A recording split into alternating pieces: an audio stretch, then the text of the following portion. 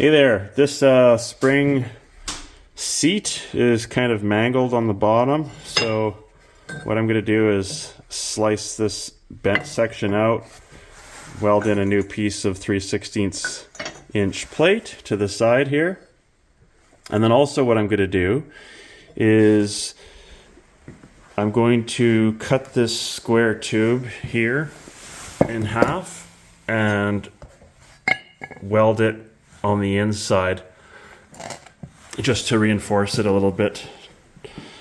There's some newer Toyota spring seats that basically have a similar design, so that's what we're gonna do.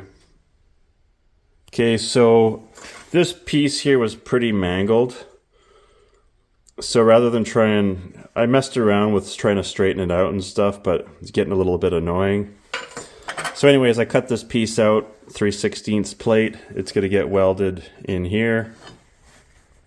And then I've also got some C-channel bracing I'm going to weld in as well. Help stiffen things up. I'll drill a hole in the center for drainage, sandblast them, give them some paint, and then we can get the rear suspension buttoned up and start tackling the front. Got this blasted, this piece set up, gotta tack it in, then weld it up, trim off the excess, and then we'll weld in the stiffener plate on the bottom. So for whatever reason, I didn't really take a video of the next step, so here's one of them all finished up, and the one with the damaged side turned out real good. So yeah, now we're gonna move on to the front spring seats. So yesterday I dismantled the front suspension on the 1977 FJ40 that I'm working on. And these are the spring seats. I sandblasted them, and you can see how pitted this one is. And this one here is even worse. It's quite terrible. So these are the factory seats from Toyota. I contacted a shop to bend up and laser cut some of these for me. I thought I would get a big batch done, but they're behind 2 weeks right now, and I kind of just want to get this suspension buttoned up. So I thought, well, why not use the shop press brake I made a couple of weeks ago when I had some downtime. So I tried it yesterday on a piece of 1/4 inch plate. By the way, this stuff from the factory is 3/16. So I tried it out yesterday on this 1/4 inch plate, and it's 6 inches wide. Did a pretty good job. Couldn't quite get the 90 in it. My press is only a 12-ton, but I'm probably going to pop over to my neighbor who has, I think, a 40-ton press and just tweak the angle. Anyways, I tried... okay, getting ahead of myself here. So I picked up some 1/4 inch plate. I thought might as well beef up the original, not much more money. And I just did a test run in my press, and check that out. Came out pretty good. You can see the angles aren't perfect. And you know what? I probably don't even need to tweak the angles. It's just, I really don't need the perfect 90. You know, you could almost argue it's better not to have the 90, so that if somebody does hit something, then it will bring it to the 90. So yeah, I'm really happy with that. I'm going to quickly bend this one up. And just for fun though, I am going to go to my neighbors just to see if, as an experiment. I'll probably do this one first. Anyways, yeah, so then I'll trace out the holes and drill them into this guy, and then I'll have some super heavy-duty plates. So it kind of looks like I'm going on a mining expedition here with the glasses and everything, and the headlamp. But I thought I'd show you guys some action. It's not often I actually film work I'm doing because it does slow me down quite a bit, but anyways. So I got my plate here, 1/4 inch. I scribed some lines, and then basically what I'm going to do, slide it in, and then the reason I've got my headlamp on is because I'm going to get that scribed line perfectly in line with the edge of the brake here.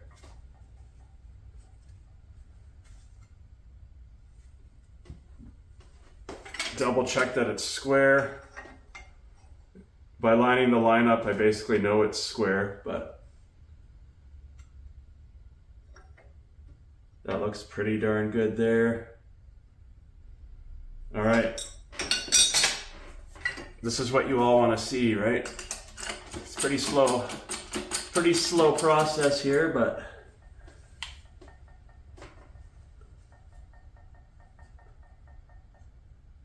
I want to make sure my line is perfect.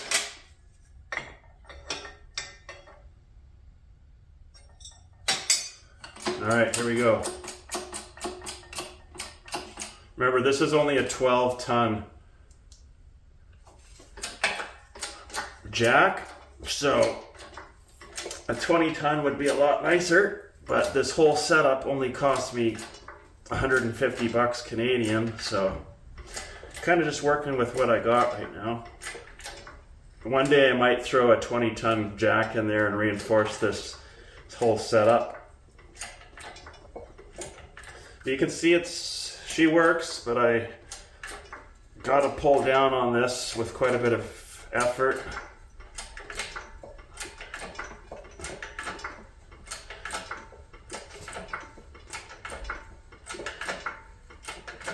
And then I'm going to pop over to my neighbor's place and see what his 40-ton, I think it's a 40-ton press can do.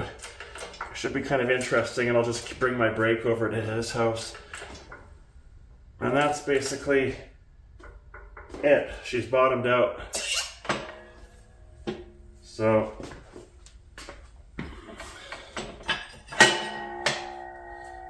pretty close to a 90, but not quite. When I did try it with a narrower piece, it did work. So now I'll do the other side.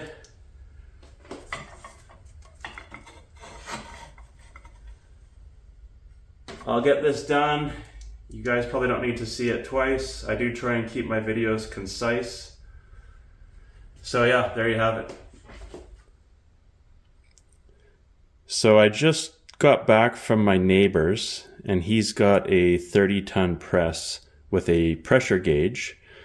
And when I was tweaking these with my press brake on his press, it only basically went up to about 13 tons, 14, maybe 13 and a half. It wasn't much more than 12. So, and check this out. I'm gonna try and do this while I film. You can see the 90-degree angle here. No gap. I wasn't holding it right. There we go, flat on the top. Flat on the side. Anyway, super happy with that. My press brake works great. Just needed a little bit more pressure. So yeah, we're just gonna get these holes finished up here now. Got the holes all drilled up. It's a little taller than the original, but that's okay. It'll protect the U-bolt nuts and everything. So I'm just gonna leave it as is. I was gonna do some bracing, but it's definitely beefier than the original.